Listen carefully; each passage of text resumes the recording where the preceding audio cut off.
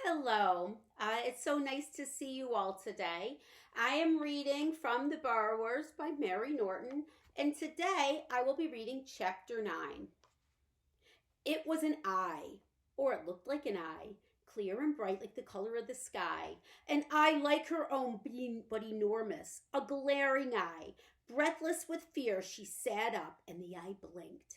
A great fringe of lashes came curving down and flew up again out of sight. Cautiously, Ariete moved her legs. She would slide noiselessly in among the grass stems and slither away down the bank. Don't move, said a voice, and the voice, like the eye, was enormous, but somehow hushed and hoarse, like a surge of wind through the grating on a stormy night in March. Ariete froze. So this is it, she thought. The worst and most terrible thing of all. I have been seen. Whatever happened to Eglantino will now almost certainly happen to me. There was a pause, and Ariete, her heart pounding in her ears, heard the breath again drawn swiftly into the vast lungs.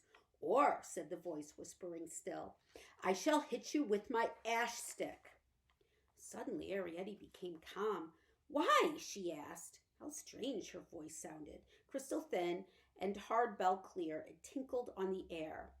In case, came the surprised whisper at last. You ran towards me, quickly, through the grass. In case, it went on, trembling a little, you came and scrabbled at me with your nasty little hands. Ariete stared at the eye. She held herself quite still. Why? She asked again, and again the word tinkled. Icy cold, it sounded this time, and needle sharp. Things do, said the voice. I've seen them, in India. Ariete thought of the gazetteer of the world. You're not in India now, she pointed out. Did you come out of that house? Yes, said Ariete. From whereabouts in the house? Ariete stared at the eye. I'm not going to tell you, she said at last bravely. Then I'll hit you with my ash stick. All right, said Ariete. Hit me. I'll pick you up and break you in half. Ariete stood up. All right, she said, and she took 2 paces forward. There was a sharp gasp and an earthquake in the grass. He spun away from her and sat up, a great mountain in a green jersey. He had fair, straight hair and golden eyelashes. Stay where you are, he cried. Ariete stared up at him. So this was the boy. Breathless, she felt, and light with fear. I guessed you were about 9, she gasped after a moment. He flushed. Well, you're wrong. I'm 10. He looked down at her, breathing deeply. How old are you?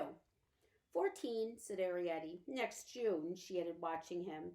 There was silence while Ariete waited, trembling a little. Can you read? The boy said at last. Of course, said Ariete. Can't you? No, he stammered. Yes. I've just come from India. What's that got to do with it? Said Ariete. Well, if you're born in India, you're bilingual. And if you're bilingual, you can't read, not so well. Ariete stared at him. What a monster, she thought, dark against the sky. Do you grow out of it? She asked. He moved a little, and she felt the cold flick of a shadow. Oh, yes, he said, it wears off. My sisters were bilingual, and now they aren't a bit. They could read any of those books upstairs in the schoolroom. So could I, said Ariete quickly. If someone could hold them and turn the pages. I'm not a bit bilingual. I can read anything. Could you read out loud? Of course, said Ariete. Would you wait here while I run upstairs and get a book now? Well, said Ariete. She was longing to show off. Then a startled look came into her eyes. Oh, she faltered. What's the matter? The boy was standing up now. He towered over her. How many doors are there to this house? She squinted up at him against the bright sunlight. He dropped onto one knee. Doors? He said. Outside doors? Yes. Well, there's the front door, the back door, the gunroom door, the kitchen door, the scullery door, and the French windows in the drawing room. Well, you see, said Ariete, my father's in the hall by the front door, working. He wouldn't want to be disturbed. Working, said the boy. What at? Getting materials, said Ariete, for a scrubbing brush. Then I'll go in through the side door. He began to move away, but turned suddenly and came back to her. He stood a moment as though embarrassed. Then he said, Can you fly? No, said Ariete, surprised. Can you? His face became even redder. Of course not, he said angrily. I'm not a fairy. Well, nor am I, said Ariete, nor is anybody. I don't believe in them. He looked at her strangely. You don't believe in them?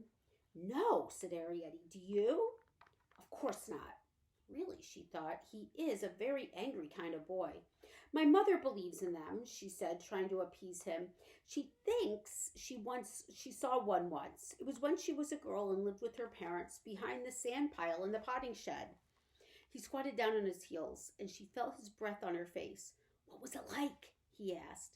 About the size of a glowworm with wings like a butterfly and in a tiny little face, she said, all alight and moving like sparks and tiny moving hands. Its face was changing all the time, she said, smiling and sort of shimmering. It seemed to be talking, she said very quickly, but you couldn't hear a word. Oh, said the boy, interested, and after a moment he asked, where did it go? It just went, said Arietti. When my mother saw it, it seemed to be caught in a cobweb. It was dark at the time, about 5 o'clock on a winter's evening, after tea. Oh, he said again, and picked up 2 petals of cherry blossom, which he folded together like a sandwich and ate slowly. Supposing, he said, staring past her at the wall of the house, you saw a little man, about as tall as a pencil, with a blue patch in his trousers, halfway up a window curtain, carrying a doll's teacup. Would you say it was a fairy? No, said Arietti. I'd say it was a father. Oh, said the boy, thinking this out. Does your father have a blue patch on his trousers? Not on his best trousers. He does in his borrowing ones. Oh, said the boy again. He seemed to find it a safe sound, as lawyers do. Are there many people like you? No, said Arietti, none. We're all different. I mean as small as you. Arietti laughed. Oh, don't be silly, she said. Surely you don't think there are many people in the world your size. There are more my size than yours, he retorted. Honestly, began Arietti helplessly and laughed again. Do you really think? I mean, whatever sort of a world would it be? Those giant chairs. I've seen them. Fancy if you had to make chairs that size for everyone. And the stuff for their clothes, miles and miles of it, tents of it, and the sewing, and the great houses reaching up so you can barely see the ceilings, their great beds, the food they eat. Great smoking mountains of it, huge bogs of stew and soup and stuff. Don't you eat soup? Asked the boy.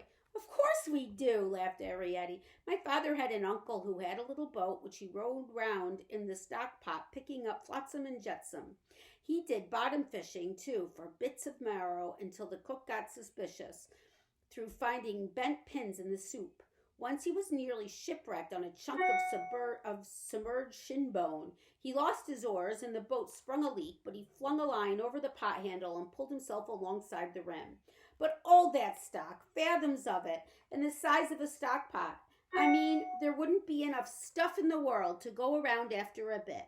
That's why my father says it's a good thing they're dying out. Just a few, my father says. That's all we need to keep us. Otherwise, he says, the whole thing gets... Arietti hesitated, trying to remember the word. Exaggerated. He says, what do you mean? Asked the boy. To keep us. And now I want to show you today's picture, and it's Arietti with the boy in the grass. And that is the end of chapter 9. So next we'll read chapter 10. I hope everyone has a wonderful day, and I'll see you again tomorrow. Bye. Bye, everyone.